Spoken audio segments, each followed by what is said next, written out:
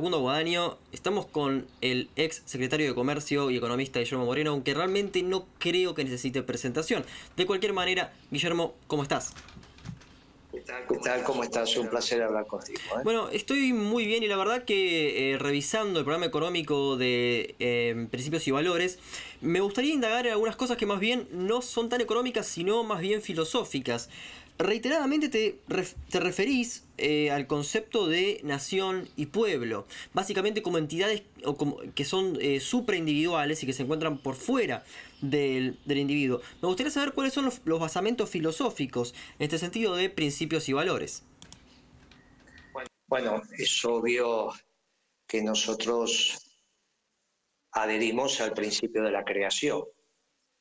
Por lo tanto, en ese tema de la creación, de un ser superior, que es el creador. En mi caso particular, tiene que ver con la trilogía de Padre, Hijo y Espíritu Santo. Pero naturalmente, en nuestra cosmovisión, entran aquellos que entienden también desde fundamentos agnósticos que existe el bien y que existe el mal y se puede diferenciar. Y que si existe el bien y existe el mal y se puede diferenciar, hay principios ordenadores de la sociedad que tienden a que te comportes desde el bien.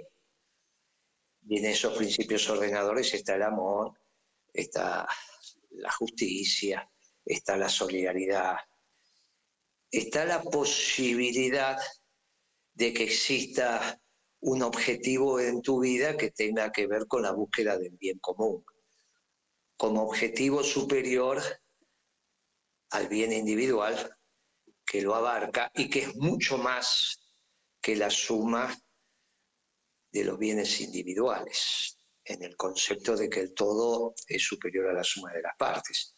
Obviamente los principios ordenadores son muy pocos, son los que estamos mencionando. Y esos principios ordenadores en la acción es que definen los valores. Por cierto, acá hay una diferencia sustantiva con el posmodernismo. Si con alguien confrontamos en términos teológicos, filosóficos, es con el posmodernismo, y esa expresión en términos económicos de ese posmodernismo es tanto el neoliberalismo como la socialdemocracia.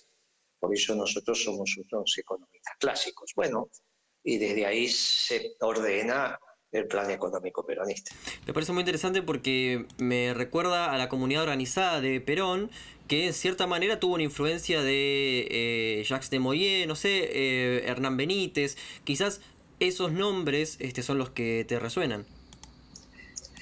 Mira, por cierto que los orígenes de nuestra doctrina tienen su introducción en el espacio grecorromano, pero obviamente los elementos hispánicos tienen influencia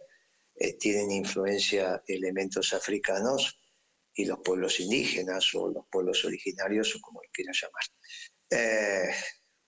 Los pueblos que ya estaban cuando se fusionaron con los pueblos, en este caso españoles o portugueses. Bueno, por cierto que ahí están las mejores tradiciones. Es un nacionalismo que tiene como elemento fundante al pueblo definido en la patria a partir de un proyecto común sobre una geografía determinada. Y sobre eso estamos, definida la patria también como patrimonio común. En todos ellos es que nosotros estamos transitando. Naturalmente, el espacio judeo-cristiano, en una definición amplia de Occidente que incluye a los musulmanes, es donde nosotros tenemos nuestras más puras tradiciones. Bueno, en ese sentido habría una especie de lucha, a ver, porque encuentro muchas similitudes en Scalabrini y Ortiz, básicamente. En todo el texto parece como si hubiese, de hecho, lo dice, que hay un destino de Argentina, como si hubiese un destino manifiesto teleológico planteado de antemano. Y al mismo tiempo vos hablás del relativismo cultural recién, o el posmodernismo. Y algunos pueblos musulmanes justamente no están caracterizados por la tolerancia a las minorías, por ejemplo. Depende de qué grado en el análisis conceptual vos entiendas a los musulmanes. ¿Qué me querés decir? ¿Que no hay homosexuales en el mundo musulmán? No, que hay represión justamente como se vio en Qatar, por ejemplo, ante los musulmanes. Depende. La verdad que no es cierto. No es cierto. Si vos vas a Turquía, no es cierto lo que estás diciendo. En algunos espacios puede ser, en otros espacios no. Por eso, todo depende. Todo depende. No es eso lo que caracteriza la cosmovisión. La presencia de las minorías están en el Estado de Israel, la presencia de las minorías en el Parlamento, y también en el Parlamento iraní hay una representación de las comunidades. Y la tolerancia a los hechos o las vivencias homosexuales en algún mundo musulmán no se da. Lo viste en el caso del ISIS, ¿no? Que hasta los arrojaba de las alturas.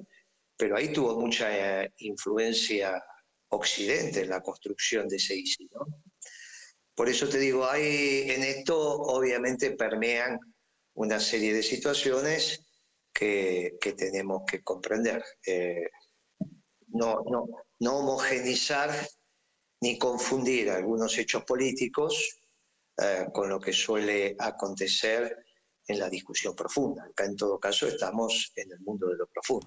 Por supuesto que estamos en el mundo de lo profundo y yendo a eso, yendo al plan económico de principios y valores, hubo una parte que me pareció muy particular, que decía disminuir la plusvalía relativa. No para un 50-50, sino para un 60-40, lo cual me hizo acordar mucho al laborismo inglés de los 30 y los 40, que es lo que decía Tony, por ejemplo. Que es esto, no, perdón, Marshall, que era, no vamos a destruir el capitalismo, sino a hacerlo más justo. Recordé eso. No, bueno, esto en realidad es de principio del siglo XX, esa definición que vos estás dando. Cuando algunos espacios políticos europeos conforman la socialdemocracia. Eso es lo que vos estás diciendo, no es lo que decimos nosotros. Si a vos te hizo recordar a eso, será porque tenés alguna influencia en esa lectura, que coincide casualmente con los postulados de la minoría que hiciste antes.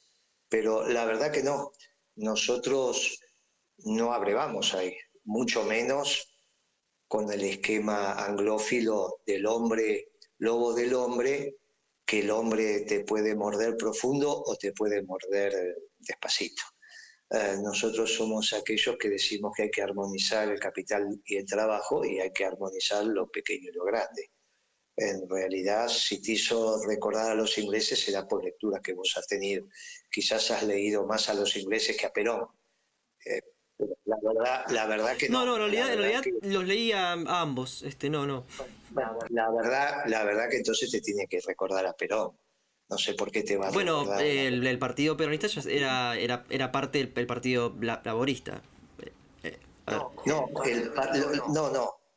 Lo que vos llamás el laborismo hizo parte de la constitución del movimiento peronista, como otros partidos también, y se fue amalgamando. Pero la doctrina tiene que ver, nosotros no somos anglicanos, decididamente no somos anglicanos, por lo tanto, poco te tiene que hacer recordar a los ordenadores ingleses, que son principalmente anglicanos y tienen una reina que es la jefa de la iglesia, ¿no? No, pero me recordó simplemente a un estado de bienestar, en ese sentido. Pero es que el estado de bienestar a posteriori de la Segunda Guerra Mundial no tiene nada que ver con el peronismo, no somos keynesianos nosotros. Nosotros no somos keynesianos, no tenemos nada que ver con eso. Nosotros no somos, ya te dije que en términos económicos somos unos clásicos. Quizás si vos querés encontrar en las lecturas clásicas algún parangón, te tendrías que referir especialmente a Ricardo, e incluso algo a Adam Smith, o incluso algo a Marx. Pero lejos estamos de esas visiones de estado de bienestar keynesiano, lejos estamos. No, bueno, yo básicamente me baso en la experiencia empírica del peronismo. No, pero es que no es cierto. Perón te planteaba un gobierno esclavo de un pueblo libre. y te planteaba un Estado pequeño. Por eso precisamente la economía en el peronismo tiene que ver con las organizaciones libres del pueblo.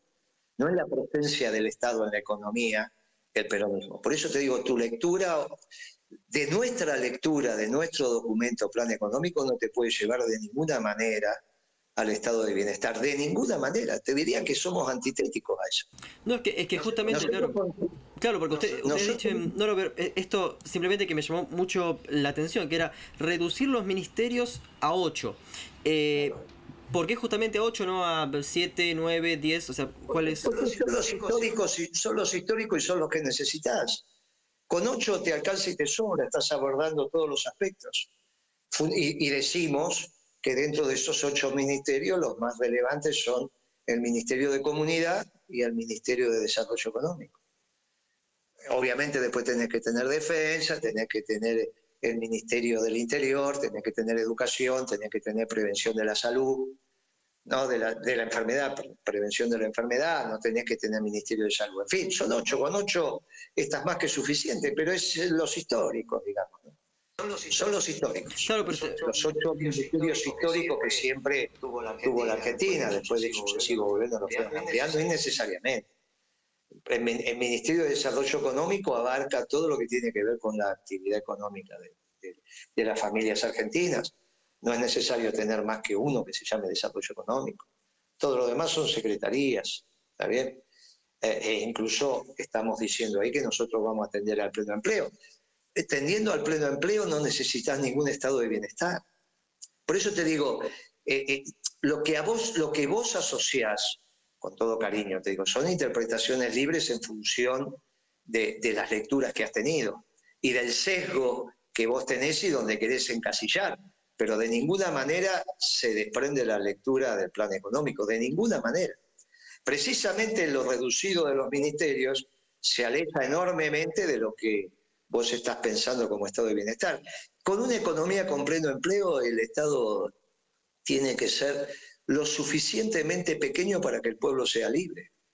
Nosotros no creemos en un Estado generador de valor. Eso lo tiene que hacer el sector privado. Lo que pasa es que no te olvides que también planteamos que YPF tiene que estar en manos del confederal de la CGT. Por lo tanto, creemos de que en la empresa petrolera de bandera de la Argentina, en realidad va a estar en manos privadas, pero de los trabajadores organizados. Los marxistas dicen que la propiedad de los medios de producción en manos de la burguesía es el sistema capitalista. No, eso, solamente los marxistas plantean eso como contraposición, te plantean los medios de producción en manos del Estado. Nosotros estamos muy lejos de eso. Decimos que los intereses permanentes de la patria los defienden los trabajadores organizados, así que no tenemos ningún problema el que en 51 o 52% de las acciones de YPF que hoy tiene el Estado está en manos del confederal de la CGT, que son los que tienen que hacer el plan de negocio. Con un management como en cualquier empresa que obviamente será profesional vinculado a la temática. Pero la dirección se la tienen que dar el movimiento obrero organizado. La dirección del negocio no la tienen que dar los cuadros políticos, entre comillas, mucho menos el Estado. Lo tiene que dar el movimiento obrero organizado. Y los empresarios no están en contra de esto, al contrario. Les parece atinado, les parece correcto. No tiene que definir el Estado el precio del combustible. Lo tiene que definir el plan de negocio de YPF, y nadie mejor que los trabajadores organizados para definir el valor del combustible, el que vos vas a comprar en la estación de servicio, porque cuando vos ordenás el precio de YPF en términos de combustible, obviamente que se ordena del resto de las petroleras, ¿no? ¿Y vos qué pensás? ¿Que YPF en manos del movimiento obrero organizado va a tener el combustible caro o el combustible barato? Por supuesto que va a ser barato y accesible a las preferencias de los trabajadores. Pero ¿Viste qué interesante? ¿Viste cómo resolvés el tema del precio del combustible? Mirá qué fácil. Mirá qué fácil lo resolví. Sí. Sin necesidad de entrar en todos esos vericuetos que suele entrar Kicillof y todo su grupo, o los que suele entrar Macri con Aranguren. Porque finalmente Aranguren y Kicillof para YPF tenían el mismo plan de negocio, que fue el de Galucho. Galucho y Aranguren tenían el mismo plan de negocios para YPF y lo hicieron en el Club de Petróleo. Uno en el gobierno de Cristina, el otro en el gobierno de Macri. Pero el plan de negocios de YPF no cambió. Y eso te demuestra que hay una continuidad y que lo único distinto somos los peronistas. Ahora, también es cierto que te cuesta entender esa diferencia si no la asimilás a categorías europeas. Pero ese es un problema de formación. Ese es un problema de formación y de la incapacidad del peronismo de discutir desde sus propios principios ordenadores o categorías. Bueno, lo que estamos haciendo en este debate, que espero que sea esclarecedor. Nosotros no nos manejamos con categorías europeas. Hago la aclaración. En este canal siempre hemos hablado de personas como Martínez Estrada, Hernán Benítez, hemos mencionado incluso a los grandes, a Jaureche, a Forja, así que en este canal no podemos no hablar de que no hayamos recorrido al peronismo, ya sea criticándolo o estando a favor de alguna de sus posiciones. Así que en este canal no hacemos... Para recorrer al peronismo en su real dimensión no es Jaureche ni es Cook. Son Jaureche, son Cook, pero fundamentalmente son Perón y Eva y sus obras. Esto es lo que hay que recordar. Claro. Por eso, porque si no se desordena el debate y se producen sesgos. No hay duda que Jaureche es un ordenador del pensamiento peronista, pero su formación es anterior a la existencia del peronismo y de la doctrina. Se va incorporando. Por eso, cuando se termina de plasmar la doctrina como la doctrina, ahí queda. Por eso la comunidad organizada es del 50 para adelante. Y ese es el libro ordenador. La comunidad organizada es el libro ordenador. Y basándonos en Perón y en la comunidad organizada, alcanza y sobra, no es necesario mencionar a ningún otro autor. Yo te quería desviar un poco del tema porque en este programa participó bastante Horacio González, por supuesto, antes de fallecer. Me gustaría saber cuál era tu relación con Horacio, porque además él señalaba que Perón era un gran intelectual, un intelectual militar, en todo caso, porque era justamente profesor y además escribió libros, así que ¿cómo considerabas a Carta Abierta y a Horacio González? A Horacio González no lo traté mucho, cuando lo tratábamos éramos jóvenes los dos. Y con Carta Abierta no tuve ninguna relación. Alguna vez le ofrecí a Carta Abierta hacer un debate sobre el INDEC, porque ellos estaban críticos a la actuación de Ana Edwin en el INDEC, y a mí me pareció que estaban equivocados y no aceptaron el debate. Con lo cual, a partir de ese momento que no aceptaron el debate, dejamos de tener relación, porque obviamente si se plantean su nombre lo dice, Carta Abierta, le ofreces el debate público y te dicen que no, bueno, es obvio que no hacen honor a su nombre. Le ofrecimos el debate en la Biblioteca Nacional, ¿no? Cuando era González director, dijeron que no. Así que incluso fallecido González se lo sigo ofreciendo. Fallecido González y fallecida Ana Edwin, le sigo ofreciendo el debate sobre las estadísticas del gobierno nacional y popular, del gobierno peronista, de la década ganada. Pero vos vas a ver que vas a hablar, no sé con quién estás hablando de Carta Abierta, y te van a decir que no, que Araceli se olvidó, que esto, que aquello. Pero no.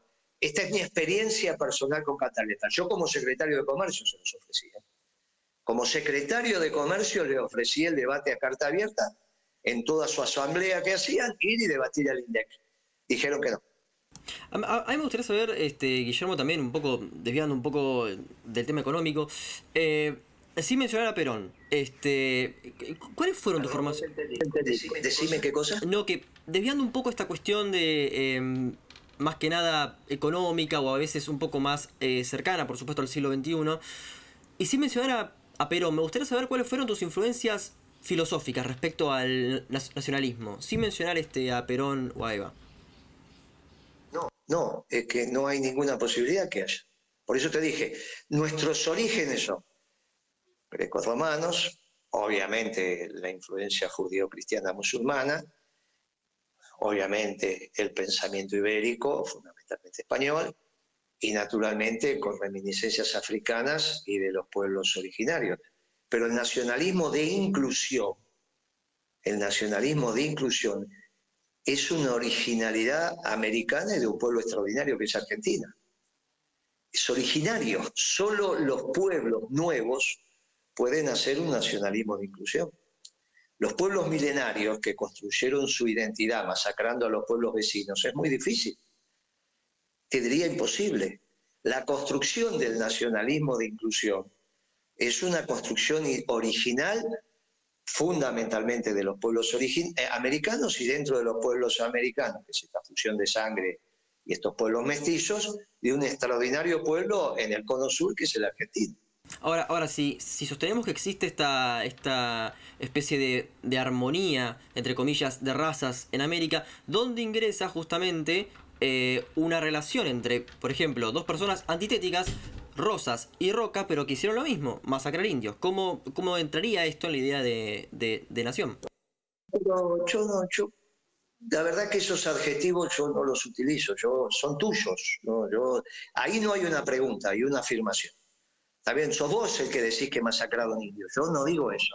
Por lo tanto, si yo no utilizo esa categoría, no te puedo responder. Porque en tu pregunta hay una categoría, hay una afirmación. Masacraron indios, bueno, está bien, para vos. Yo no parto de esa idea. Bueno, Obviamente, en toda confrontación, lamentablemente hay muertos. De ambos bandos.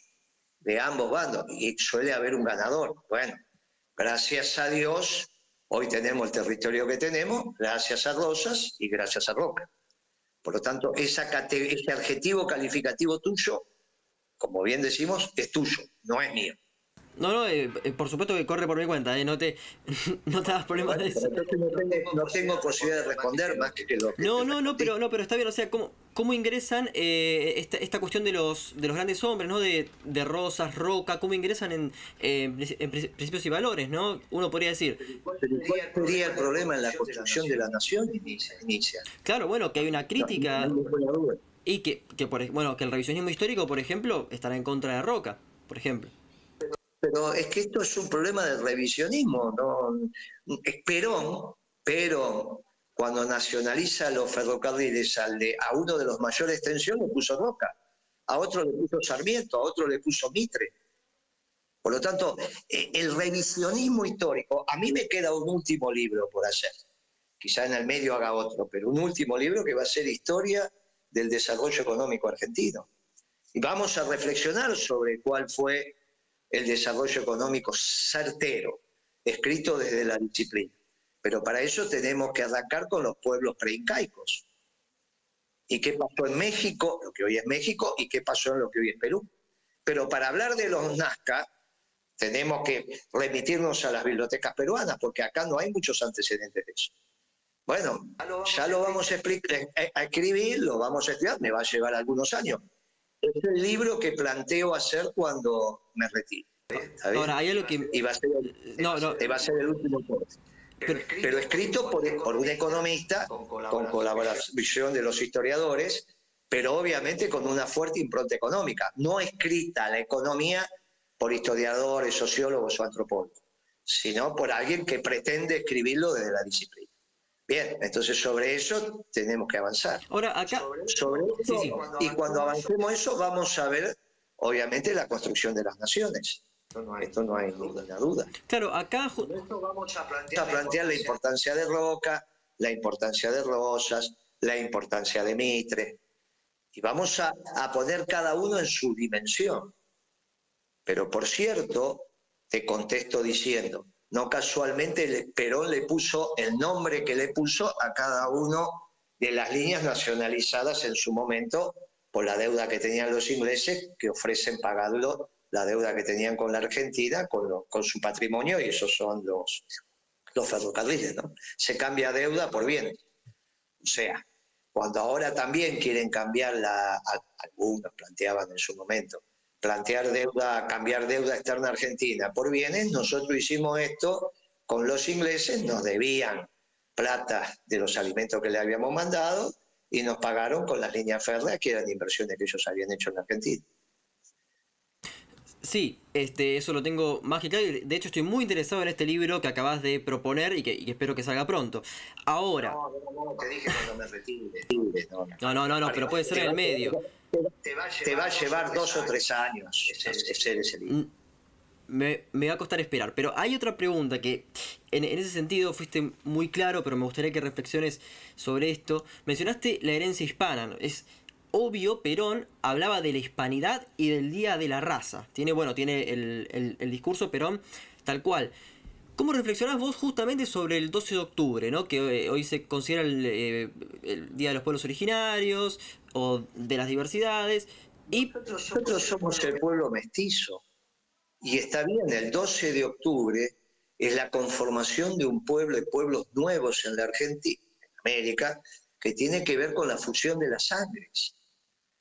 Que tiene que ver con la fusión de las sangres, y esto es lo extraordinario. Esto solamente se da en un espacio nuevo, porque obviamente que tiene que ver, nuevo no en términos de que no estuviera habitado, nuevo en términos de cómo reciben de brazos abiertos a los que van llegando.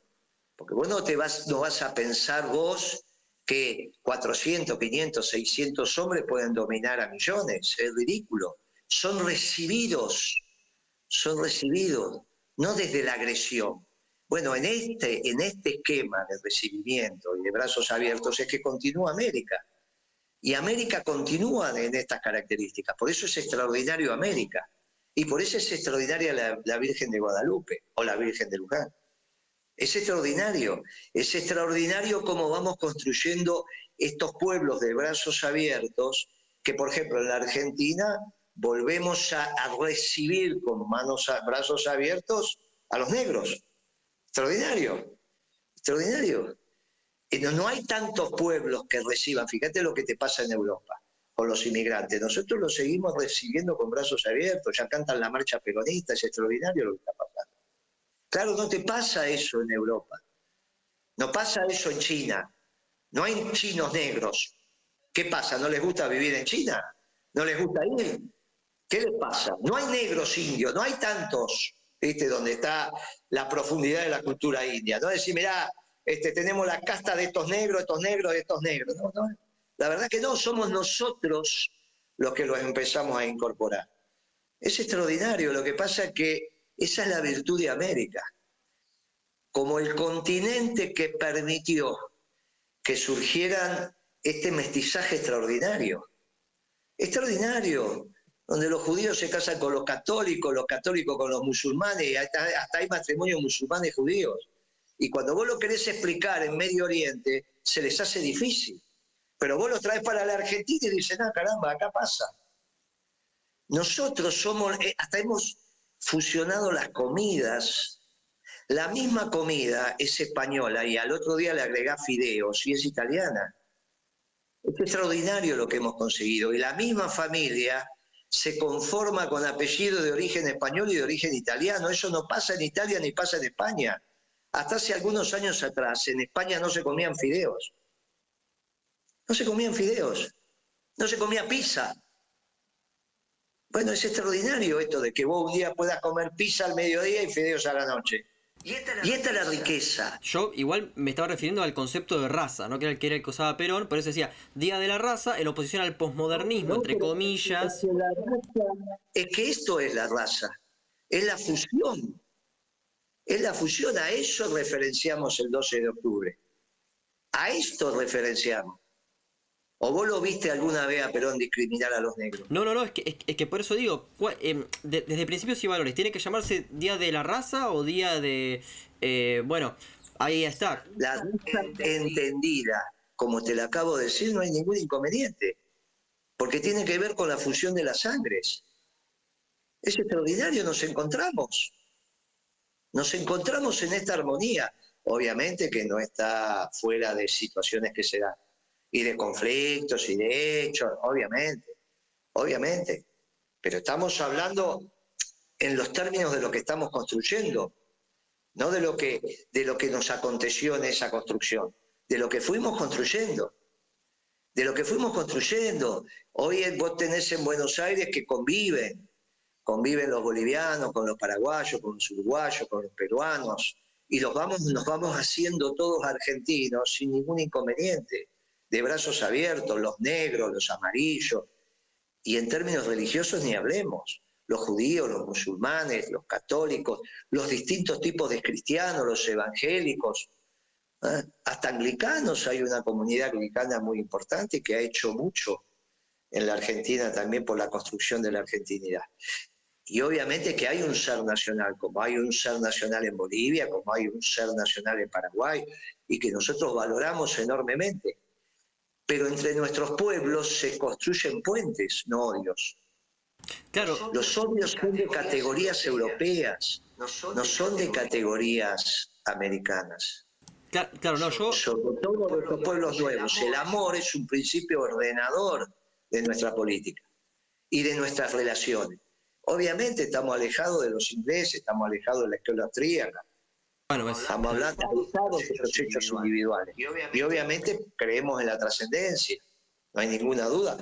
Por eso tenemos principios y valores y no todos los días tenemos principios nuevos. No somos posmodernos. Esta es la realidad. Yo en un debate que tuve con jóvenes libertarios me digan, yo tengo los principios de cuando me levanto a la mañana. Bueno, acepto ese razonamiento, pero no es el mío. Y me parece que construir una sociedad así se hace muy difícil. Muy difícil. Claro, después entran en una contradicción y me terminan diciendo que van a ser un mercado de bebés o un mercado de pulmones o un mercado... Bueno, también, ¿qué querés? Pero bueno, yo no creo en una sociedad que tenga que tener un mercado de bebés, ni siquiera dentro de 200 años, como dijo Milei, al cual valoro, respeto y creo que le está haciendo muy bien a la política, pero en eso me diferencio. Esto de Milei es más que interesante, pero me gustaría saber cómo considerás, porque las palabras no son gratuitas, ¿es conquista de América o descubrimiento de América? Para vos y para Principios y Valores. Nos fuimos integrando. Nos fuimos integrando. Para algunos es descubrimiento y es mutuo, pero es obvio que los de acá descubrieron a los europeos cuando los encontraron. No importa quién fue. No importa quién fue para allá o vino para acá, porque aparte tampoco lo sabemos. No lo tenemos muy claro. El origen de los incas tampoco está muy claro.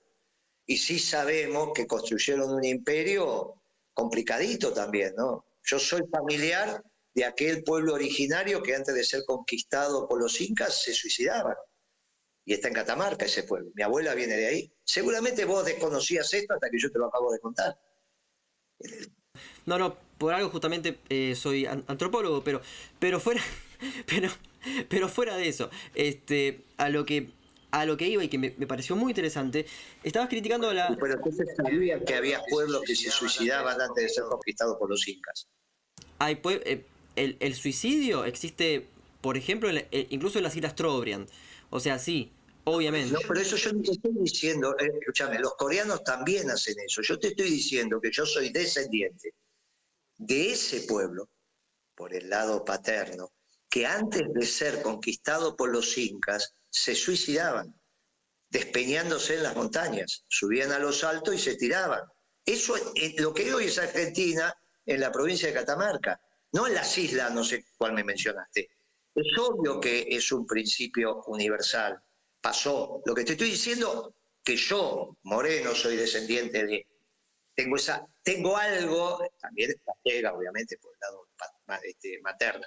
Pero te quiero decir, la conformación del imperio incaico también fue compleja, muy complejo, y uno no por eso deja de reivindicar a los pueblos que de alguna manera estaban. Y se encontraron. ¿Quién descubrió a quién? Todo descubrimiento es mutuo, en tanto y en cuanto haya conciencia. No importa quién viajó, aparte no lo sabés. Quizás mañana te enteres que algunos de los que estaban habían viajado y habían llegado por ahí por el Pacífico. También hay algunas películas que te lo indican, cómo fueron y cómo vinieron. Bueno, quizás no tanto por el Atlántico, quizás por el Pacífico. Quizás todavía falta conocer mucho. Hay obviamente un descubrimiento mutuo que se hace propio en el nacionalismo de inclusión. La historia de conquista o descubrimiento son categorías europeas. Lo que pasa es que todas tus preguntas tienen, quizás sea por la disciplina que estudiaste, que es una disciplina inglesa. Esto es lo que te puede pasar. Y claro, bueno, no es que Darwin es una casualidad en la historia. ¿Está bien? Entonces, no hay duda que los que iniciaron tu disciplina fueron los ingleses. Entonces, cuando vos haces las preguntas, las haces desde un marco conceptual y obviamente tenés algún pensamiento que tiene que ver con tu disciplina. La mía también, porque arranca, pero trato de adaptarla, reubicarla y entender que no existe la economía global, que existe el economista vinculado con su pueblo. Bueno, cuando vos avanzás en la antropología vinculado con su pueblo, las categorías que tenés que usar es las categorías de la antropología argentina. Bueno, Las de Imbeloni, las de Imbeloni, las de Lehmann Nietzsche, las de Archetti, las de todos los antropólogos argentinos, sí. O la de Franz Boas, que está planteando justamente lo mismo que vos. Pero no importa los autores, lo que te estoy hablando son las categorías, no los nombres propios. Los nombres propios no tienen importancia, estamos hablando de la categoría. Lo que trasciende son las categorías utilizadas para el análisis. Lo otro es información que a veces se quiere confundir con erudición. En los debates, cuando se mencionan los nombres propios, es porque hay poco fundamento o conocimiento profundo. Lo importante son las categorías. Lo importante son las categorías de análisis. Y las categorías que estás utilizando son categorías eurocentristas. Todas tus preguntas están vinculadas con categorías eurocentristas. Entonces, no te niego, debe ser el sesgo de la disciplina. No te digo que no. Digo que hay que hacer un esfuerzo para reorientar eso a categorías americanas. Bueno, eso también lo ha hecho Rodolfo Cuyo, o sea, lo que se intenta siempre, a ver, el tema es que toda disciplina, también lo plantea ¿cómo se llama? La teoría decolonial, cómo hacer teoría sin estar relacionado tanto con los europeos. A lo que se dice, por ejemplo, Enrique Dussel, es que, bueno, un nombre y apellido. pero ahí voy con el argumento, a ver, pero hay que pensar desde Marx, pero no se puede pensar fuera de Marx. Acá lo mismo, por ejemplo, en economía, pensamos con Smith, pero no podemos negar a Smith. Pero ¿cómo no vas a poder pensar fuera de Marx si estaba equivocado? Lo mismo puedo decir de Smith, o sea, hay comunicación en las disciplinas. Pero ¿cómo no va a haber comunicación si precisamente para eso está la universidad? En la universidad, vos lo que haces es intentar, a veces lo conseguís, a veces no, subsumir el conocimiento del universo en esa determinada disciplina, el universo conocido, obviamente. Bien, ahora, eso no significa que esa información que vos recibís en tu formación, recibís información, no la reordenes desde tus propias especificidades y desde el objetivo que tenés. Si vos todas las preguntas las hacés desde las categorías europeas de análisis y te cuesta entender el nacionalismo de inclusión porque lo asocias al nacionalismo de exclusión de categorías europeas, el problema no es mío, el problema es de dónde vos partís del análisis. Y en todo caso, lo que tenés que hacer es, bueno, a ver, ¿cómo hacemos para encontrarnos? Bueno, ¿cómo hacemos? ¿Son categorías nuevas las que vos estás utilizando? Sí, claro que son categorías nuevas, porque son americanas de un pueblo mestizo extraordinario como el argentino. A los europeos se les hace muy difícil entender esto, porque no, en su universo no entran las categorías de lo que para ellos son pueblos menores, que son los pueblos de América del Sur. Entonces, no las incorpora. Vos vas a estudiar economía qué sé yo, en alguna universidad Roma II, que creo que es la que se ocupa de la disciplina, no estudian la economía peronista. Tratan de meterla en esto del estado de bienestar, o tratan de meterla. Tonterías, no tenemos nada que ver con eso. Y no es porque no las hayamos explicitado, es porque ellos no la quieren incorporar. Está perfecto, es un proceso que nos tenemos que dar. Y de diálogo entre ellos y nosotros hasta que la incorporen. Y cuando la incorporan, quizás empiezan a entender que es superior. Bien, esto es lo que estamos haciendo en este diálogo. Algunos debates entre nosotros y ellos se está dando, muy interesante, en general alrededor de la escuela austríaca. Como nosotros somos grandes críticos de la escuela austríaca en términos económicos, bueno, se arman algunos debates entre ellos y nosotros. Para por ahí lo mismo tendrías que hacer en la antropología. No, de hecho, Guillermo...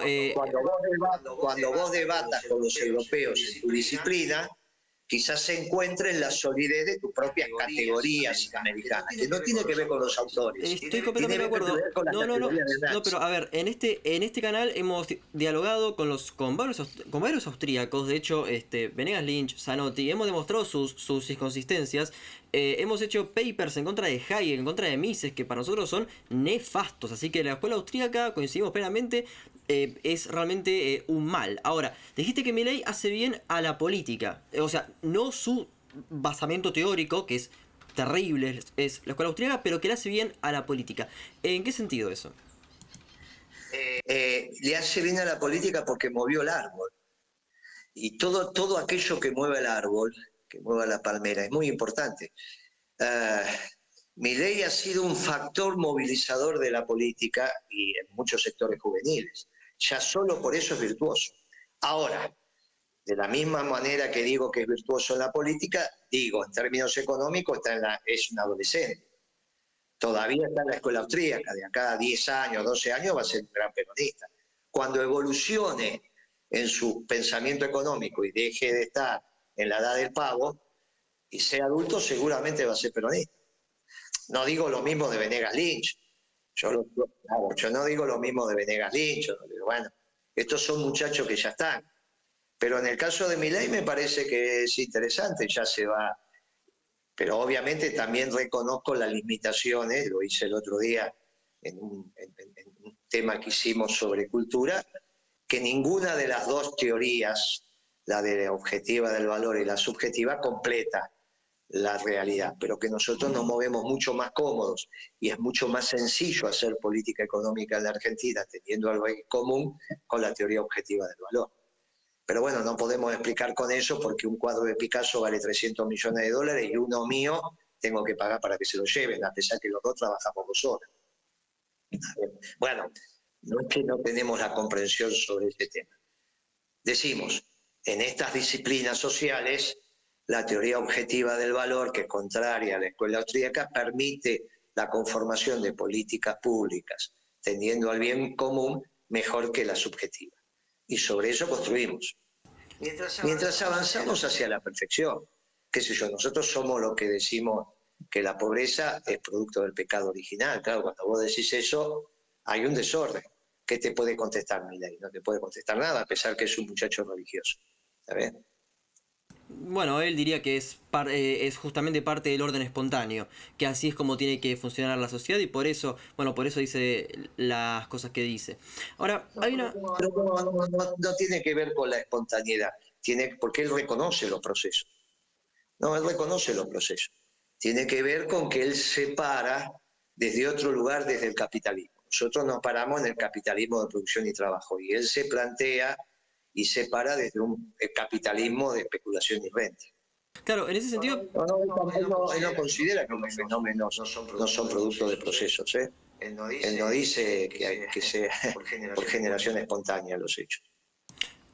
No, yo me refería a otro concepto, pero fuera de eso, me interesó mucho un concepto que utilizaste que es supercrisis, que se relaciona con la devaluación del 2014 de Kicillof y al mismo tiempo con una continuidad que sugerís en el macrismo. Hace poco vi una entrevista tuya con Víctor Hugo Morales y decías que...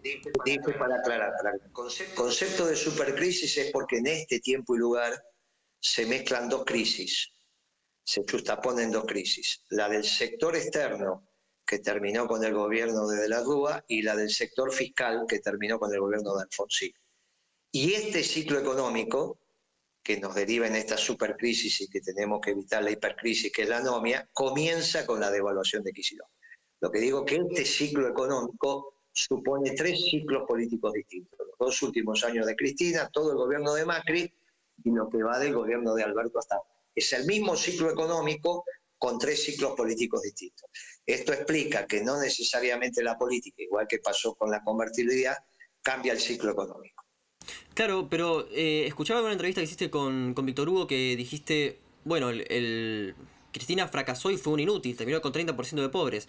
Eso no es peronismo, pero al mismo tiempo hay que reivindicar nuestros logros. No, yo no dije eso, dije al revés. Si Cristina hubiese terminado con 30% de pobres, el peronismo hubiese sido un fracaso. Al revés, le escuchaste mal. Dije, está mal lo que dice el macrismo. Si nosotros hubiésemos dejado 30% de pobres, no tiene derecho a volver el peronismo. Y obviamente ese no es el 15, es el 13, ¿no? Porque es la última medición que hay de la pobreza. Ellos decían que en el 13, nosotros decíamos que había 7-8% de pobres, y ellos dicen que había 30. Escuchaste mal, esa entrevista la escuchaste mal. Dije, si Cristina hubiese dejado 30% de pobres en el 2013, que fue la última vez que se midió, entonces no tenemos derecho a volver. Eso dije. Ahora, también dije que este gobierno es un fracaso. Lamentablemente lo dije el día que asumió Alberto Fernández. que Alberto Fernández era el peor de todos, pero ya me parece que hacer leña del árbol caído no vale la pena. Eso había que decirlo hace 3 años atrás. Ahora ya es una verdad. No, pero en ese sentido yo lo que me estaba preguntando era cómo ingresa Cristina Kirchner dentro de justamente el Frente de Todos. O sea, no podemos alejarla de básicamente de este proceso político. No, si es la responsable. La responsable de conducir al pueblo a la derrota no es Alberto Fernández, Cristina.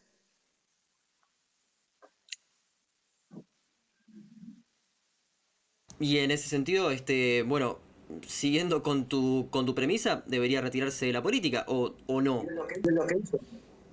Es lo que hizo. Renunció. Es lo que hizo. Y yo estoy conforme con lo que hizo. Porque libera las fuerzas del peronismo. Obviamente que su renuncia es la asunción del fracaso de su política desde el 2014 hasta acá, cuando decidió cambiar el ciclo económico y devaluar con Kicillof, Galucho y compañía, o Capitanich como jefe de gabinete, cuando decide hacer unidad ciudadana, cuando decide el Frente de Todos sin que haya unas pasos competitivas porque hizo un reglamento electoral amañado, y obviamente cuando deciden las políticas que se han aplicado, ¿no? Ninguna de las políticas sustantivas que se aplicaron no puede tener el beneplácito de Cristina. Cuando ellos acuerdan, el ministro de Economía acuerda con el sector privado acreedor, Cristina estaba ahí y celebra ese acuerdo. Y esto es un desastre lo que hizo Guzmán, tanto con el sector privado, pero fundamentalmente con el fondo.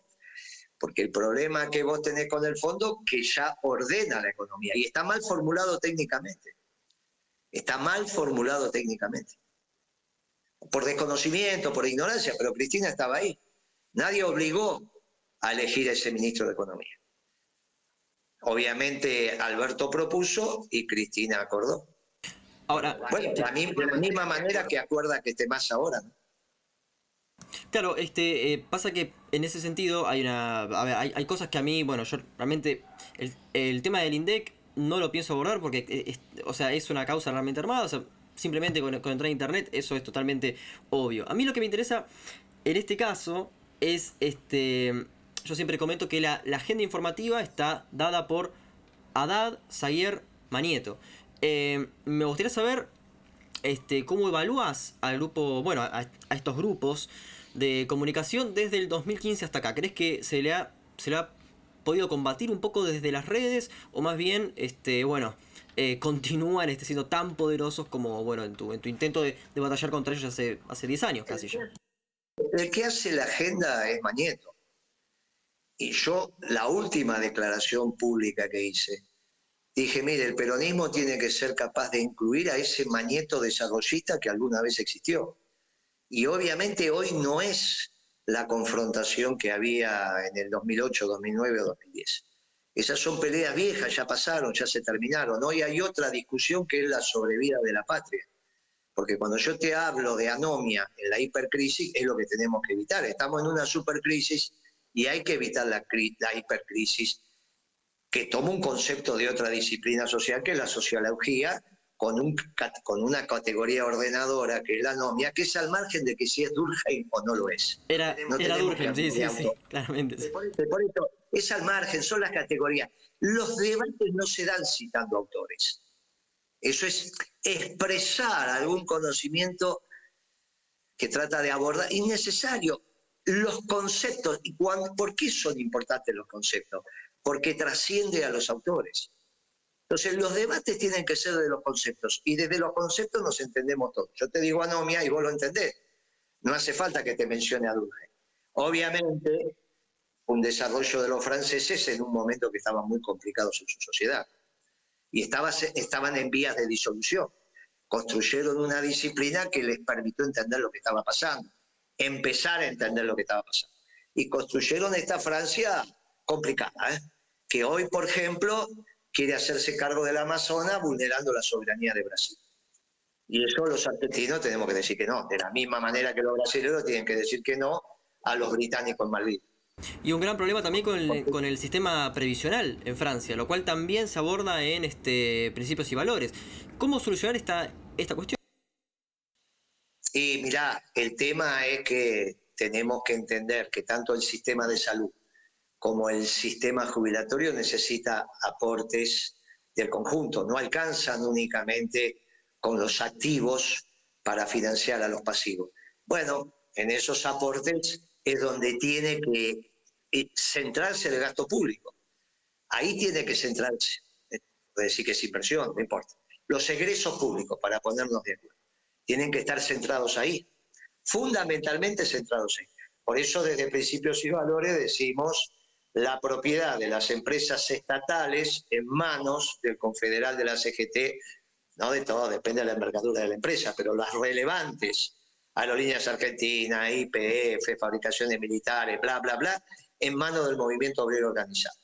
Eso no lo planteó ningún europeo, no lo planteó ningún europeo, no planteó la organización de la producción en términos de propiedad en manos de los sindicatos. Ese es un hallazgo del peronismo. Por eso vos no lo vas a encontrar, por más que te leas a todos los economistas europeos. Ahora van a decir, no, como los europeos no hablan de esto, no me parece que esté bien. Bueno, está bien, yo te lo acepto eso, pero puede ser que los europeos estén equivocados.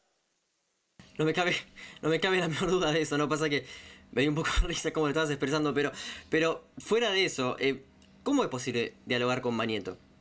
¿Cómo es posible eso? Y como lo hacía Kirchner, ya te lo contó Cristina. Cristina contó que Kirchner dialogaba con Mañeto. Lo contó Cristina. Lo sé. Bueno, entonces, como hacía Kirchner. Pero dada como está la situación, o sea, vos crees que con el Mañeto actual y con la básicamente con la posición bélica casi. Es imprescindible, porque está desapareciendo la Argentina. Es imprescindible. Es imprescindible. Hay una mitad de los chilenos que se quieren quedar con la Patagonia, quieren rediscutir la Patagonia con la Argentina, que esto obviamente tiene mucho que ver. Boca tiene un acuerdo de defensa estratégico con los británicos, ¿para defenderse de quién? Obviamente lo único que hay entre Chile y los británicos es Argentina. Dentro del próximo lustro se va a repartir la Antártida. Si no estamos en esa oficina, vamos a tener muchos problemas. Ese pedazo de pizza también lo quieren los británicos y lo quieren los chilenos. Muchachos, esto no es un tema menor. Lo que está en discusión no es una mesa de café en un debate intelectual. Está en discusión la base material de la Argentina. Obviamente que con este gobierno posmoderno también está en discusión la base espiritual. Obviamente este es un gobierno que te quiere quitar a Dios. No solo te quita el trabajo, también te quiere quitar a Dios. Para nosotros que pensamos que el trabajo es una oración, quitándote el trabajo te quita el diálogo con Dios. Y este es un gobierno que te quita el trabajo, igual que te lo quitaba Macri. Bueno, también está en discusión la base espiritual, pero está en discusión la base material. Y esto tenemos un lío grande. Bueno, sobre eso nos tenemos que encontrar todos aquellos que responsablemente queremos que la base material de la nación sea la que le tengamos, la misma que recibimos, como mínimo la que le pasemos a las generaciones venideras. Y hoy eso está en discusión. Cuando yo tenía tu edad, no estaba en discusión la Argentina, sino qué tipo de Argentina. Y hoy está en discusión la Argentina. Ahora, vos podés decirme, no, Moreno, no seas tan dramático. Bueno, yo no soy dramático, es lo que veo. Hay una base militar de primer orden en Malvinas. No la había cuando yo tenía tu edad. Los chilenos no se planteaban, entre comillas, recuperar la Patagonia. Y hoy se lo plantea la mitad de la clase política chilena, la que sacó el 45% de los votos. Y ante el fracaso del gobierno socialdemócrata de Boric, lo que va a quedar es que eso pasa a ser el 70%. Bueno, ante ese debate, todo aquello que tienda a la unificación de la base material y espiritual de la patria, uno lo tiene que tener, porque es en términos de algunos lenguajes que no son afines a nosotros, pero para que vos lo entiendas, o yo me quiera explicar mejor, es la contradicción principal, la existencia o no de la Argentina como tal. Cuando Cornejo plantea Mendoza Libre, claro. Es el presidente de la Unión Cívica Radical, un partido centenario. No es que lo plantea un puntero de la UCR de José Cepaz, lo plantea el presidente de la UCR.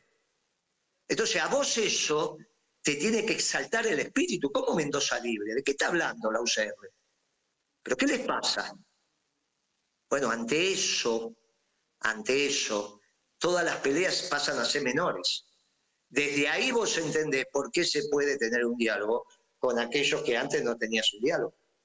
Y vos tenés que tener en tu cabeza la flexibilidad necesaria para entender eso. Si tenés el concepto de patria, si no tenés el concepto de patria y sos globalista, no te importa. Bueno, está bien, pero en general los pueblos americanos intentamos tener, y sobre todo el argentino, el concepto de patria, del nacionalismo de inclusión. Ahora, No somos globalizadores. no, eso me queda más que claro. Ahora, para ir cerrando, bueno, con la muerte de Benedicto XVI, se vino una reflexión leyendo el programa de Principios y Valores, que justamente reivindican la figura de Francisco. ¿Cómo evaluás estas dos figuras que parecen a veces antitéticas, las de Benedicto XVI y las de Francisco? Mira, hay una película muy interesante que son Los dos papas, no sé si la viste. Bueno, donde nadie niega ciertas verdades históricas. Y la elección de Francisco, obviamente, la termina siendo el Espíritu Santo cuando junta el colegio cardenalicio para esa elección. Pero Benedicto tuvo mucho que ver, ¿no? ¿Te acordás ese diálogo cuando comen Sí, pizza y todo eso? es el final. Bueno, este es un spoiler, pero es el final, sí. No hay ningún antagonismo en eso, al contrario. Es el momento histórico de cada uno. Es el momento histórico de cada uno. Tanto de Juan Pablo II, como de Benedicto, como de Francisco. Y no hay ninguna, yo te diría que hay continuidad, no confrontación. Donde vos ves confrontación, yo veo continuidad. Pero no está mal que tengamos cada una visión. Vos tenés algunas categorías donde, y obviamente termina la entrevista como empezó, donde el criterio del conflicto es el que ordena. Y nosotros somos la armonía, no somos el conflicto. Vos tenés una visión de conflicto. De tus preguntas se deriva eso, ¿no? Tenés una visión de conflicto como motor de la historia. Y yo tengo la armonía como motor de la historia. No niego las guerras. Lo que digo es que hay una armonía que es la que va construyendo el avance, ¿sí? El avance de la humanidad hacia la perfección, hacia intentar dejar atrás el pecado original. Y vos tenés el conflicto como ordenador de la historia. Quizás tengas las luchas de clase también. Bueno, yo no lo tengo. No, pero es muy socialdemócrata ese planteamiento, Guillermo, ¿eh? No, para vos, no para mí. No, es un chiste, los socialdemócratas son el conflicto. Los socialdemócratas son el conflicto y la administración de las minorías, entre otras cosas. Yo no, yo soy la armonía. Está todo perfecto, Guillermo, la verdad. Te agradezco mucho, espero que hayas disfrutado el diálogo, pero te tengo que someter a 3 cosas muy importantes como cualquier invitado. Una canción que te guste, que vas para la gente que nos escucha por Spotify, una película y un libro. Mira, alguna canción de Sui Generis, del primer Charlie, digamos. Sui Generis es ahí la podés tener. Si no querés Sui Generis, ponés algo de Los Redonditos.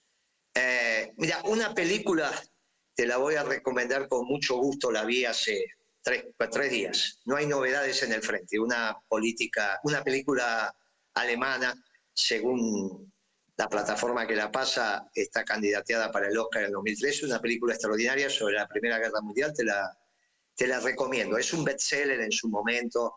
Esta es la segunda versión que hacen de esa película, pero te la recomiendo. El libro. Obviamente. El libro había dicho. Si no, te podría recomendar Sinfonía de un Sentimiento también. Sí, bueno, pero 6 horas. Pero por eso, esa es un poco extensa, pero la podés ver, te haces de paciencia y ahí tenés bastante del sentir peronista. Y un libro, La Comunidad Organizada. Muchas gracias, Guillermo. Bueno, soy Facundo Bodaño y esto fue Diálogos.